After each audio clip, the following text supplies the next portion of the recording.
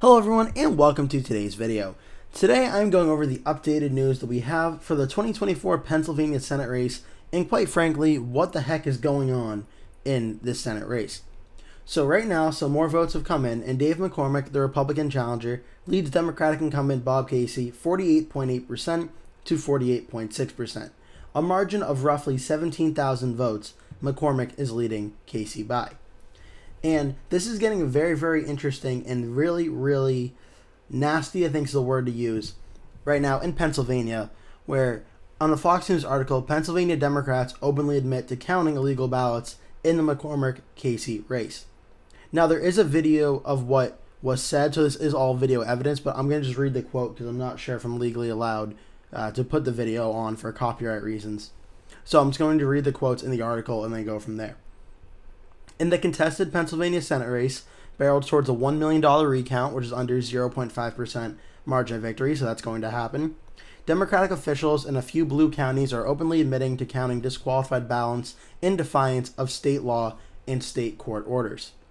The Associated Press called the race for Republican Senator-elect Dave McCormick, who currently holds a 26,000 vote lead over incumbent Senator Bob Casey. And again, this has dropped down to about, last time I checked, I think about 17,000. Yeah, 98 would be about 20,000. This is down to about 17 or so thousand votes. Casey has refused to concede and has insisted that every vote be counted. The close margin within 1 percentage point triggered an automatic recount under Pennsylvania law. The critical question is which votes should be counted. The Pennsylvania Supreme Court ruled before the election that mail ballots lacking formally required signatures or dates should not be included in official results. However, Democratic officials in Philadelphia and surrounding Bucks, Center, and Montgomery counties are ignoring that court order. One of the county commissioners out of Bucks County said, quote, "I think we all know that precedent by a court doesn't matter anymore in this country." This was said by Diane Ellis Marseglia, a Bucks County commissioner and a Democrat as well. She said on Thursday, as she and other Democrats voted to reject a GOP-led challenge to the ballots that should be disqualified, according to the state law. She said, quote, "People violate laws anytime they want, so for me, if I violate this law, it's because I want a court to pay attention. There's nothing more important than counting votes."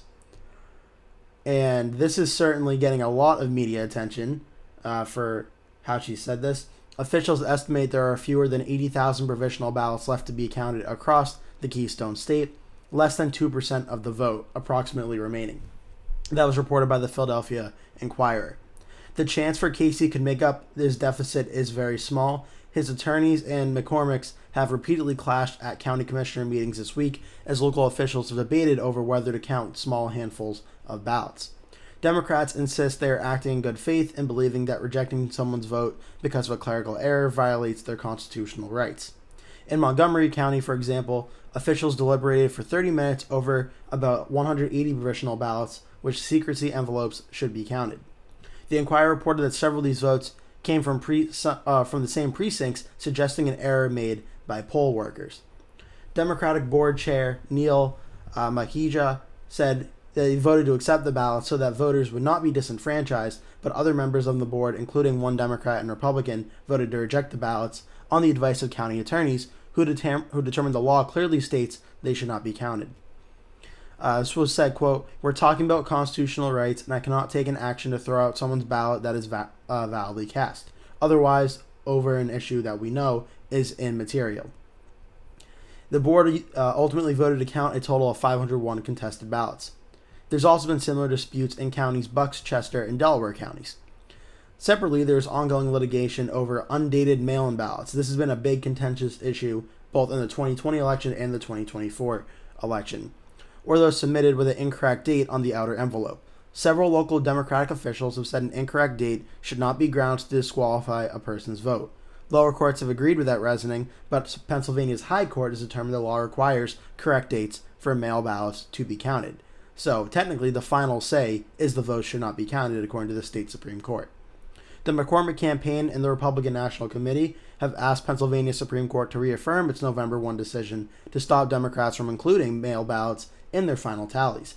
The Casey campaign and the Pennsylvania Department of State have countered with legal motions arguing the counties should be left alone and that the High Court need not intervene as the challenges work their way through the appellate process. The open defiance of court precedent has prompted many Republicans to cry foul, including RNC Chairman Michael Whatley, who said, quote, "Let's be clear about what's happening here. Democrats in Pennsylvania are brazenly trying to break the law by attempting to count illegal ballots. They are doing this because they want to steal a Senate seat," he wrote on X, formerly Twitter. He said the RNC has filed 4 lawsuits contesting county decisions on undated ballots and vowed to, quote, "fight for as long as necessary to ensure that McCormick's victory is upheld. This is the exact kind of left-wing election interference that undermines voter confidence," Whatley said. Democrats have defended their actions and pointed out that McCormick himself had argued to count contested ballots when he trailed celebrity heart surgeon Dr. Mehmet Oz in the 2022 Republican U.S. Senate primary, which ended up being very, very close. In that case, McCormick's lawyer told a state judge that objecting to Pennsylvania's election law is to let people vote, not to play games of gotcha with them. There are potentially thousands of mail-in ballots with wrong or missing dates on the return envelope across the state, though most counties have not moved to count them.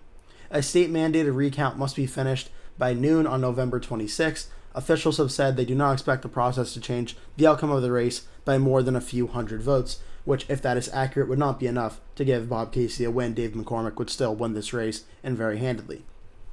Both McCormick and Casey were in Washington, D.C. this week.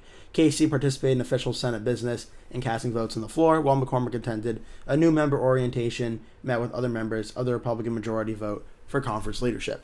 This was reported by Fox News Digital's Charles Kreitz, and the Associated Press contributed this report and morning share, and is also by Chris Pandolfo. So that's the situation happening right now in Pennsylvania. And I mean, the facts are right now, this is a very, very fascinating situation and really does fit into the overall discussion in the United States about our issues with the election, which is whether you're a Republican and you don't want these ballots casted, or you're a Democrat and you do want them counted. I think you'll probably find most people agreeing this stuff is way too complicated and there is not enough of a just objective truth of what should be happening here.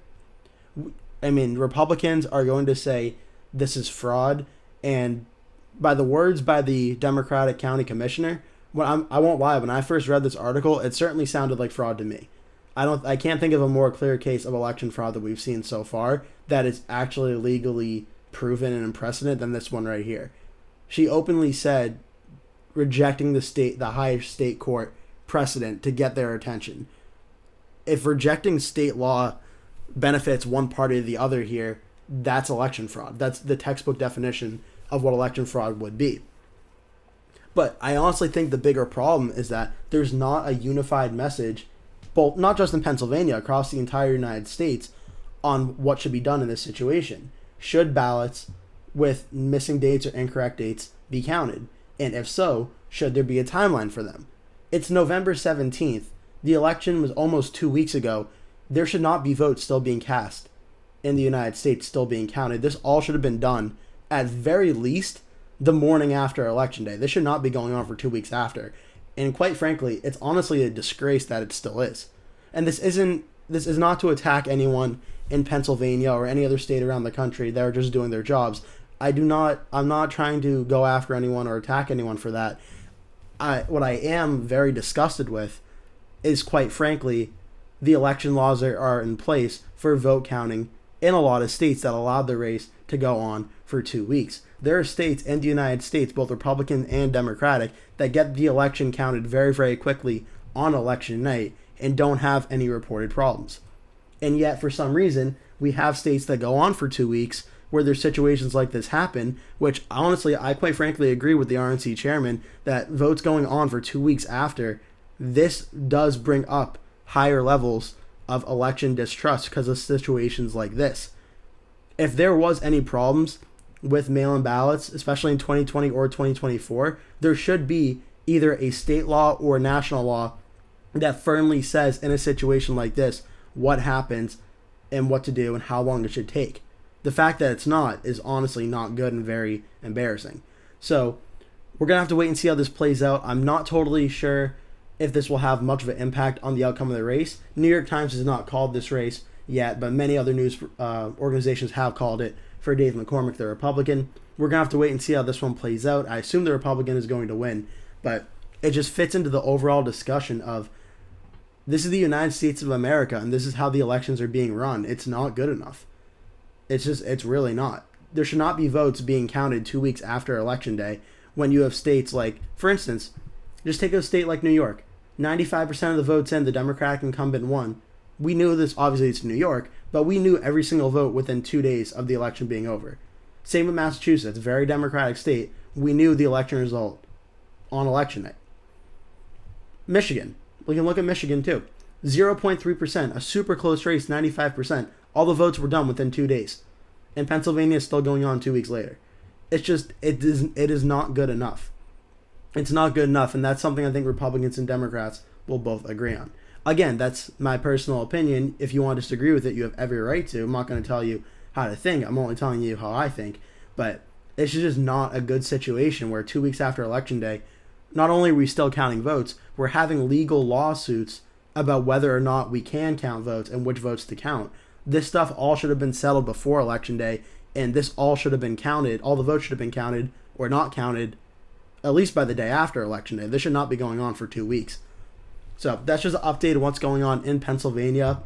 I'm sure Republicans will be likely upset by this. I'm sure Democrats will probably also be upset by this as well. So we're going to have to wait and see how this plays out, but it's just not a very good situation for election trust, I think, what's going on in Pennsylvania. And again, this has nothing to do with favoring one party or the other. This is not a Republican-Democratic issue in my mind. This is an election clarity issue that is not good enough. There is not enough precedent, law, and clairvoyance on what to do in this situation. So that'll do it for today's video. Thank you so much for watching. Please remember to give this video a like, click subscribe, share with your friends and family, and I hope to see you in a future video. That will do it for today's video. Thank you so much for watching. If you enjoyed the video, please remember to give it a like. And if you really liked it, please remember to click the subscribe button. And make sure you turn post notifications on so you always get notified when I post a new video. That way you never miss one. Also, please remember to share this video with your friends and family if you really like the video. And remember to stay tuned because I'll be posting at least one video every single day leading up until Election Day, so I'd really appreciate it if you keep coming back and watching those videos. Thank you so much for watching, and I hope to see you in a future video.